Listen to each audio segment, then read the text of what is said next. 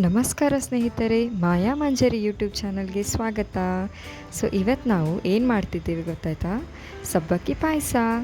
ಯಾವಾಗಲೂ ಶಾವಿಗೆ ಪಾಯಸ, ಹೆಸರುಬೇಳೆ ಪಾಯಸ, ಗೋಧಿ ಹುಗ್ಗಿ ಪಾಯಸ ತಿಂದು ನಿಮಗೆ ಬೋರ್ ಅನಿಸಿದೆಯಾ? ಇದನ್ನೊಮ್ಮೆ ಟ್ರೈ ಮಾಡಿ. ಯಾರಾದರೂ ನಮ್ಮ ಚಾನಲನ್ನು ಸಬ್ಸ್ಕ್ರೈಬ್ ಮಾಡಲಿಲ್ಲಂದರೆ ದಯವಿಟ್ಟು ನಮ್ಮ ಚಾನಲನ್ನು ಸಬ್ಸ್ಕ್ರೈಬ್ ಮಾಡಿ. ಹಿಂದಿನ ದಿನ ರಾತ್ರಿಯೇ ನೀವು ಸಬ್ಬಕ್ಕಿಯನ್ನು ನೆನೆ ಇಡಿ. ಅದರ ಲೆವೆಲ್ಲಿಗೆ ನೀರು ಹಾಕಿ ನೆನೆ ಇಡಿ. ಜಾಸ್ತಿ ನೀರಾದರೆ ಕೂಡ ಅದು ಮಿಜ್ಜಿ ಆಗುವ ಚಾನ್ಸಸ್ ಇರುತ್ತೆ. ಅದಕ್ಕೆ ಅದರ ಲೆವೆಲ್ ನೀರು ಹಾಕಿ ರಾತ್ರಿಯೇ ನೆನೆ ಇಡಿ. ನೋಡಿ ಎಷ್ಟು ಚೆನ್ನಾಗಿ ಬೆಂದಿದೆ ಅಂತೇಳಿ, ನೆಂದಿದೆ ಅಂತೇಳಿ ನೀವು ನೋಡ್ತಿರ್ಬೋದು. ಗ್ಯಾಸನ್ನು ಮೀಡಿಯಮ್ ಫ್ಲೇಮಲ್ಲಿಟ್ಟು ನೀರು ಬಿಸಿ ಆಗುವಾಗ 2 ಗ್ಲಾಸ್ ನೀರು ಹಾಕಿ, ಆಮೇಲೆ 1.5 ಗ್ಲಾಸ್ ಸಬ್ಬಕ್ಕಿ ಹಾಕಿ. ಕಮ್ಮಿ ನೀರು ಹಾಕಿ ಜಾಸ್ತಿ ಹಾಲು ಹಾಕುವ, ಅಂದರೆ ಟೇಸ್ಟ್ ಸಖತ್ತಾಗಿ ಬರುತ್ತೆ. ನಿಮಗೆ ಹಾಲು ಜಾಸ್ತಿ ಹಾಕಲಿಕ್ಕೆ ಇಷ್ಟ ಇಲ್ಲ ಅಂದರೆ ನೀವು ನೀರನ್ನೇ ಜಾಸ್ತಿ ಹಾಕ್ಕೊಳ್ಬೋದು. ನೋಡ್ತಿರ್ಬೋದು, ಸಬ್ಬಕ್ಕಿಯನ್ನು ನೀರಲ್ಲಿ ಹಾಕಿ ಚೆನ್ನಾಗಿ ಕುದಿಲಿಕ್ಕೆ ಬಿಡಿ. 5-10 ನಿಮಿಷ ಕುದಿಬೇಕು. ಈ ವೈಟ್ ಇದ್ದದೆಲ್ಲ ವಾಟ್ರ್ ಬಬಲ್ಸ್ ಥರ ಆಗಬೇಕು. ಚೆನ್ನಾಗಿ ಕೈ ಆಡಿಸ್ತಾ ಇರಿ, ಇಲ್ಲ ತಳ ಹಿಡಿಯೋ ಚಾನ್ಸಸ್ ಇರುತ್ತೆ. ಬೇಕಿದ್ರೆ ನೀವು 1 ಸ್ಪೂನ್ ತುಪ್ಪವನ್ನು ಈಗಲೇ ಆ್ಯಡ್ ಮಾಡ್ಕೊಳ್ಬೋದು, ಅಂದರೆ ತಳ ಹಿಡಿಯೋದಿಲ್ಲ. 5-10 ನಿಮಿಷ ಕುದಿಯೋಕ್ಕೆ ಬಿಡಿ. ಆಮೇಲೆ ನಿಮಗೆ ಇಷ್ಟ ಇದ್ದರೆ ಸಕ್ಕರೆ ಹಾಕಿ. ನಿಮಗೆ ಸಕ್ಕರೆ ಬೇಡ ಅಂತ ಅನಿಸಿದರೆ ನೀವು ಬೆಲ್ಲ ಹಾಕ್ಕೊಳ್ಬೋದು. ಸೇಮ್ ಶಾವಿಗೆ ಪಾಯಸದಲ್ಲಿ ನೀವು ಹೇಗೆ ಸಾಬುದಾನವನ್ನು ಸ್ವಲ್ಪ ಅಲ್ಲಲ್ಲಿ ಟೇಸ್ಟ್ ಬರಲಿ ಅಂತೇಳಿ ಆ್ಯಡ್ ಮಾಡ್ತೀರಿ, ಇಲ್ಲಿ ಸಾಬುದಾನಿ ಪಾಯಸ ಮಾಡುವಾಗ ಶಾವಿಗೆನೂ ಆ್ಯಡ್ ಮಾಡೋದು. 1 ಬೌಲ್ನಷ್ಟು. ಅಲ್ಲಿ ಶಾವಿಗೆ ಪಾಯಸ ಮಾಡುವಾಗ ನೀವು ಸಣ್ಣ ಬೌಲ್ನಷ್ಟು ಸಾಬುದಾನವನ್ನು ಆ್ಯಡ್ ಮಾಡ್ಬೋದು. ಇನ್ನೂ ಟೇಸ್ಟ್ ಚೆನ್ನಾಗಿ ಬರುತ್ತೆ ಅಲ್ಲಲ್ಲಿ ಶಾವಿಗೆ ಪಾಯಸದಲ್ಲಿ ಸಾಬುದಾನಿ ಸಿಗೋದ್ರಿಂದ. ಇದು ಸಾಬುದಾನಿ ಪಾಯಸದಲ್ಲೇ ನೀವು ಅಲ್ಲಲ್ಲಿ ಶಾವಿಗೆ ಬರೋ ಹಾಗೆ ಸಾಬುದಾನಿ ಪಾಯಸ ಮಾಡೋದು. ಇಲ್ಲಿ ನೋಡ್ತಿರ್ಬೋದು ಎಷ್ಟು ಚೆನ್ನಾಗಿ ಕುದಿಯುತ್ತೆ ಸಾಬುದಾನಿ. ಅಷ್ಟು ಟೇಸ್ಟಿಯಾಗಿರುತ್ತೆ, ಹೆಲ್ದಿಯಾಗಿ ಕೂಡ ಇರುತ್ತೆ. ನಿಮ್ಮ ದೇಹಕ್ಕೆ ಕೂಡ ಒಳ್ಳೆಯದಿದು. ಮಕ್ಕಳಿಗೆ ಒಳ್ಳೆ ಎನರ್ಜಿ ಕೊಡುತ್ತೆ. ನೀವು ಆಲ್ರೆಡಿ ಲಾಸ್ಟ್ ವೀಡಿಯೋದಲ್ಲಿ ನೋಡಿರ್ಬೋದು ಸಾಬುದಾನಿ ಉಪ್ಪಿಟ್ಟು ಹೇಗೆ ಮಾಡಿದ್ದಾನೆ ಅಂಥೇಳಿ. ದಯವಿಟ್ಟು ಆ ವಿಡಿಯೋನು ಕೂಡ ನೋಡಿ ಲೈಕ್ ಮಾಡಿ, ನಮ್ಮ ಚಾನಲನ್ನು ಸಬ್ಸ್ಕ್ರೈಬ್ ಮಾಡಿ. ಇನ್ನಷ್ಟು ಹಲವಾರು ಮಾಹಿತಿಗಳನ್ನು ನಾವು ಕೊಡಲಿಕ್ಕೆ ಇಷ್ಟಪಡ್ತೀವಿ. ನೀವು ಎಷ್ಟು ಸಬ್ಸ್ಕ್ರೈಬ್ ಮಾಡ್ತೀರಿ ನಮ್ಮ ಚಾನಲನ್ನು, ಅಷ್ಟು ಮೋಟಿವೇಟ್ ಆಗಿ ನಾವು ವೀಡಿಯೋ ಹಾಕಲಿಕ್ಕೆ ನಮಗೂ ಮೋಟಿವೇಟ್ ಅನಿಸುತ್ತೆ. ಇಲ್ಲಿ ನೋಡ್ತಿರ್ಬೋದು 2 ಗ್ಲಾಸ್ 1.5 ಗ್ಲಾಸ್ ಸಾಬುದಾನಿ ಅಕ್ಕಿ ಹಾಕಿದ್ದೆ ನಾನು. ಇಲ್ಲಿ 1/4 ಗ್ಲಾಸಷ್ಟು. ನಿಮಗೆ ಸ್ವೀಟ್ ಜಾಸ್ತಿ ಬೇಕಿದ್ದರೆ ನೀವು ಬೆಲ್ಲವನ್ನು ಸ್ವಲ್ಪ ಆ್ಯಡ್ ಮಾಡ್ಕೊಳ್ಳಿ ಟೇಸ್ಟಿಗೆ. ಆಮೇಲೆ ನೋಡ್ತಿರ್ಬೋದು ಇಲ್ಲಿ 1/4 ಗ್ಲಾಸಷ್ಟು ಬೆಲ್ಲ ಹಾಕಿ ಕುದಿಲಿಕ್ಕೆ ಬಿಡಿ ಸ್ವಲ್ಪ. ಆಮೇಲೆ ಏಲಕ್ಕಿ ಪುಡಿ ಹಾಕಿ ಲಾಸ್ಟಿಗೆ ನೀವು ಡ್ರೈ ಫ್ರೂಟ್ಸ್ ಎಲ್ಲ ತುಪ್ಪದಲ್ಲಿ ಹುರಿದು ಹಾಕ್ಕೊಳ್ಬೇಕು. ಸೇಮ್ ಶಾವಿಗೆ ಪಾಯಸ ಮಾಡಿದ ಹಾಗೇನೆ ಇದು. ಆಮೇಲೆ ನೋಡ್ತಿರ್ಬೋದು ಚೆನ್ನಾಗಿ ಕೈ ಆಡಿಸ್ತಾ ಇರಿ. ಅದು ಎಷ್ಟು ಕುದಿಯುತ್ತೆ ಅಷ್ಟು ಟೇಸ್ಟಿಯಾಗಿರುತ್ತೆ. ಆಮೇಲೆ ನೀರನ್ನು ಕೂಡ ನೀವು ಜಾಸ್ತಿ ಆ್ಯಡ್ ಮಾಡ್ಕೊಳ್ಬೋದು. ಮಧ್ಯಕ್ಕೆ ಹಾಕೋದಿದ್ರೆ ಹಾಟ್ ವಾಟರನ್ನೇ ಹಾಕಿ, ಇಲ್ಲ ಅದು ಗಟ್ಟಿ ಆಗುತ್ತೆ, ನಾನ್ ಸ್ಟಿಕ್ಕಿಯಾಗಿ ಬರೋದಿಲ್ಲ. ನೋಡ್ತಿರ್ಬೋದು ಎಷ್ಟು ಚೆನ್ನಾಗಿ ಅದು ಬೇಯ್ತಾ ಇದೆ ಅಂತೇಳಿ, ವಾಟರ್ ಬಬಲ್ಸ್ ಥರ ಆಗ್ತಾಯಿದೆ. ನೀವು ಯಾವಾಗಲೂ ಸಾಬುದಾನಿಯನ್ನು ಮಕ್ಕಳಿಗೆ ಕೊಡುವಾಗ ಚೆನ್ನಾಗಿ ರಾತ್ರಿಯೇ ನೆನೆಸಿ ಅದನ್ನು ಪಾಯಸ ಮಾಡುವಾಗ ಕುದಿಸಿ, ಇಲ್ಲ ಅದು ದೇಹಕ್ಕೆ ತುಂಬ ಅಜೀರ್ಣತೆ ಆಗುತ್ತೆ. ಆಮೇಲೆ ಲೂಸ್ ಮೋಷನ್ ಆಗೋ ಚಾನ್ಸಸ್ ಇರುತ್ತೆ. ಹೀಗೆ ಹಲವಾರು ತೊಂದರೆಗಳಾಗುತ್ತೆ. ಆಮೇಲೆ ಶುಗರ್ ಪೇಷಂಟ್ಸ್ ಯಾರಾದರೂ ಇದ್ದರೆ ದಯವಿಟ್ಟು ಸ್ವಲ್ಪ ಪ್ರಮಾಣದಲ್ಲಿ ಸೇವಿಸಿ. ಯಾಕಂದರೆ ಇದು ಆಲ್ರೆಡಿ ಶುಗರ್ ಕಂಟೆಂಟ್ ಜಾಸ್ತಿ ಇರುತ್ತೆ ಇದರಲ್ಲಿ.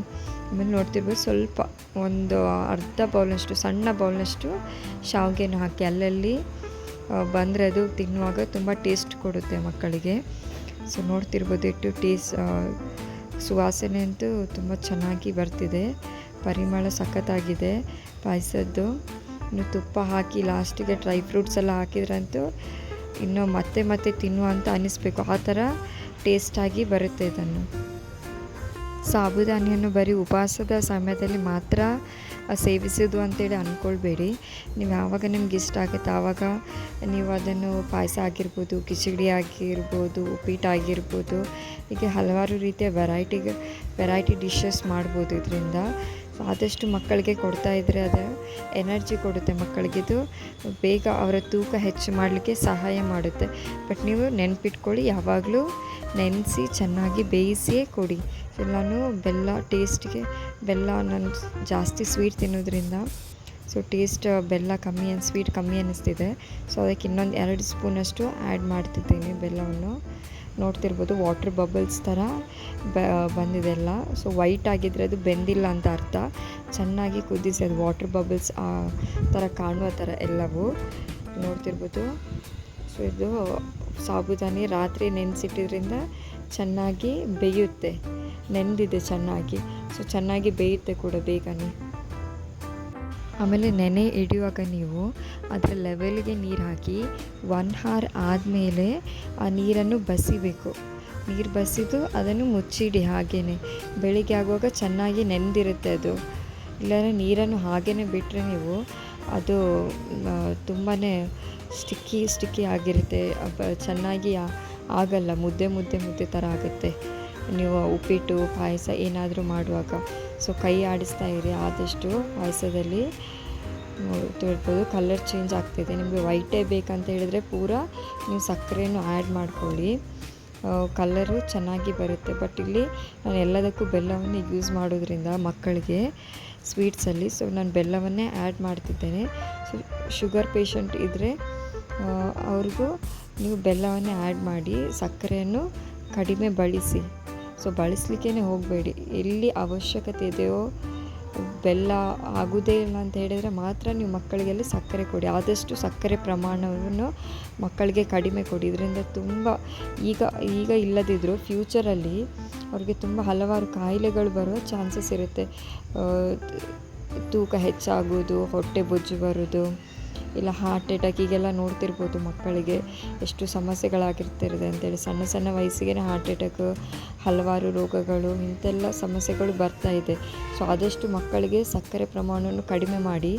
ಎಂತ ಆಗೋಲ್ಲ ಅಂತೇಳಿ ನೀವು ಈಗಲೇ ಕೊಟ್ಟರೆ ಸಕ್ಕರೆ ಇರೋ ಅಂಶವನ್ನು ಫ್ಯೂಚರಲ್ಲಿ ಅದು ಎಫೆಕ್ಟ್ ಆಗುತ್ತೆ. ಶುಗರ್ ಬೇಗನೆ ಅವರ ಬಾಡಿಗೆ ಎಫೆಕ್ಟ್ ಆಗ್ಬೋದು. ಸೊ ಅದರಿಂದ ಮಕ್ಕಳಿಗೆ ಬೆಲ್ಲದಲ್ಲಿ ಮಾಡಿದ ಪದಾರ್ಥಗಳನ್ನು ಕೊಡಿ. ಸೊ ಬೆಲ್ಲವನ್ನು ಕೂಡ ಕಡಿಮೆ ಬಳಸಿ. ಈಗ ಎಲ್ಲ ಕೆಮಿಕಲ್ ಎಲ್ಲ ಹಾಕ್ತಿದ್ದಾರೆ, ಅದರಿಂದ ಬೆಲ್ಲವನ್ನು ಕೂಡ ಅವರಿಗೆ ಕಡಿಮೆ ಪ್ರಮಾಣದಲ್ಲಿ ಕೊಡಿ. ಯಾವಾಗಲೂ ಸ್ವೀಟ್ಸನ್ನು ಕೊಟ್ಟು ಅಭ್ಯಾಸ ಮಾಡಬೇಡಿ ಅವರಿಗೆ. ಚಾಕ್ಲೇಟ್ ಆಗಿರ್ಬೋದು, ಸ್ವೀಟ್ಸ್ ಆಗಿರ್ಬೋದು, ಇಂಥೆಲ್ಲ ಪಾಯಸಗಳಾಗಿರ್ಬೋದು ಹೊರಗಡೆ ತಿಂದರೆ ನೀವು ಏನೇನು ಎಲ್ಲ ಕೆಮಿಕಲ್ ಹಾಕಿ ಅದಕ್ಕೆ ಪ್ರಿಸರ್ವೇಟಿವ್ಸ್ ಎಲ್ಲ ಹಾಕಿ ನಿಮ್ಮ ದೇಹನೇ ಹಾಳು ಮಾಡಿಬಿಡ್ತಾರೆ. ಸೊ ಅದಕ್ಕೋಸ್ಕರ ಮನೆಯಲ್ಲೇ ಶುದ್ಧವಾಗಿ ತಯಾರು ಮಾಡಿ ಶುದ್ಧ ತುಪ್ಪವನ್ನೇ ಉಪಯೋಗಿಸಿ, ಆದಷ್ಟು ಬೆಲ್ಲವನ್ನೇ ಉಪಯೋಗಿಸಿ ಮಕ್ಕಳಿಗೆ ಮನೆಯಲ್ಲೇ ಮಾಡಿ ಕೊಡಿ. ಅವ್ರಿಗೂ ಖುಷಿ ಅನಿಸುತ್ತೆ. ಸೊ ನೋಡ್ತಿರ್ಬೋದು ಚೆನ್ನಾಗಿ ಕುದೀತದೆ. ಏನಿಲ್ಲ ಅಂದರೆ ಒಂದು 15ರಿಂದ 20 ನಿಮಿಷವನ್ನು ಈ ಪಾಯಸದಲ್ಲಿ ಕುದಿಸ್ತಿದ್ದೇವೆ. ಯಾಕಂದರೆ ಇದು ಚೆನ್ನಾಗಿ ಕುದಿಲಿಲ್ಲ ಆದರೆ ಟೇಸ್ಟ್ ಕೂಡ ಬರಲ್ಲ. ಆಮೇಲೆ ತಿಂದ ಮೇಲೆ ಏನಾದರೂ ರೋಗಗಳು ಬರೋ ಚಾನ್ಸಸ್ ಇರುತ್ತೆ. ಅಂದರೆ ಲೂಸ್ ಮೋಷನ್ ಆಗಿರ್ಬೋದು, ಹೊಟ್ಟೆ ಅಜೀರ್ಣತೆ, ಗ್ಯಾಸ್ಟ್ರಿಕ್ ಇಂಥದ್ದೆಲ್ಲ ಆಗಿಬಿಡುತ್ತೆ ಕುದಿಲಿಲ್ಲ ಆದರೆ. ಅದು ಕುದ್ದು ಚೆನ್ನಾಗಿ ಬೆಂದರೆ ಆರೋಗ್ಯಕ್ಕೆ ತುಂಬ ಒಳ್ಳೇದು ಅನಿಸುತ್ತೆ. ಸೊ ನೋಡ್ತಿರ್ಬೋದು ಇಲ್ಲಿ ಚೆನ್ನಾಗಿ ಕಲರ್ ಕೂಡ ಬಂದಿದೆ ಬೆಲ್ಲ ಹಾಕಿದ್ರಿಂದ, ಆರ್ಗ್ಯಾನಿಕ್ ಬೆಲ್ಲ ಹಾಕೋದ್ರಿಂದ. ಇನ್ನೇನು ನೀವು ಇದನ್ನು ಮೀಡಿಯಮ್ ಫ್ಲೇಮಲ್ಲಿಟ್ಟು ಬೇಯಿಸಿ. ಇನ್ನೇನು ನೀವು ಗ್ಯಾಸ್ ಆಫ್ ಮಾಡ್ತೀರಿ ಅನ್ನುವಾಗ ಅದಕ್ಕೆ ತುಪ್ಪದಲ್ಲಿ ಹುರಿದ ಗೋಡಂಬಿ, ದ್ರಾಕ್ಷಿ, ಬಾದಾಮಿ ಏನು ಡ್ರೈ ಫ್ರೂಟ್ಸ್ ಇರುತ್ತೆ ಅದನ್ನು ಹಾಕಿ. ಬೇಕಿದ್ದರೆ ನೀವು ಹಸಿ ಕೊಬ್ಬರಿ ಕೂಡ ಆ್ಯಡ್ ಮಾಡ್ಕೊಳ್ಬೋದು. ಟೇಸ್ಟ್ ಅಂತೂ ಸಖತ್ತಾಗಿರುತ್ತೆ. ಸೊ ಇಲ್ಲಿ ನಾನು ಸಿಗಲಿಲ್ಲ, ಆದ ಕಾರಣ ಯೂಸ್ ಮಾಡಲಿಲ್ಲ ಇಲ್ಲಿ. ಚೆನ್ನಾಗಿ ಅದನ್ನು ಇನ್ನೊಂದು ಕುದಿಸಿ ಡ್ರೈ ಫ್ರೂಟ್ಸ್ ಎಲ್ಲ ಹಾಕಿದ್ಮೇಲೆ ಲಾಸ್ಟಿಗೆ ಎಲ್ಲ ಆಫ್ ಮಾಡಿದ ಮೇಲೆ ಹಾಲು ಹಾಕಿ. ಯಾಕಂದರೆ ಇಲ್ಲಿ ಬೆಲ್ಲ ಹಾಕಿರ್ತೇವಲ್ಲ, ಸೊ ಅದು ಒಡೆಯೋ ಚಾನ್ಸಸ್ ಇರುತ್ತೆ.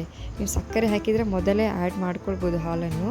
ಬಟ್ ಇಲ್ಲಿ ನಾನು ಗ್ಯಾಸ್ ಆಫ್ ಮಾಡಿ ನಮಗೆ ಎಷ್ಟು ಲಿಕ್ವಿಡ್ ಫಾರ್ಮಲ್ಲಿ ಬೇಕು ಅಷ್ಟು ಹಾಲು ಹಾಕ್ತಿದ್ದೇನೆ. ಸೊ ನೀವು ಜಾಸ್ತಿ ಬೇಕಿದ್ರೆ ಜಾಸ್ತಿ ಕೂಡ ಹಾಕ್ಕೊಳ್ಬೋದು. ಇದು ತಣ್ಣಗಾಗೋಷ್ಟೊತ್ತಿಗೆ ಗಟ್ಟಿ ಆಗ್ತಾ ಹೋಗುತ್ತೆ ಪಾಯಸ. ಸೊ ಅದಕ್ಕೆ ನೀವು ಮತ್ತೆ ಎಕ್ಸ್ಟ್ರಾ ಹಾಲು ಕೂಡ ಆ್ಯಡ್ ಮಾಡ್ಕೊಳ್ಬೋದು ಲಾಸ್ಟ್ಗೆ ತಿನ್ನುವಾಗ ತುಪ್ಪ ಹಾಕಿ ಕೊಡಿ ಮಕ್ಕಳಿಗೆ. ಸಖತ್ತಾಗಿ ಟೇಸ್ಟ್ ಕೊಡುತ್ತೆ. So thank you. Please subscribe our channel.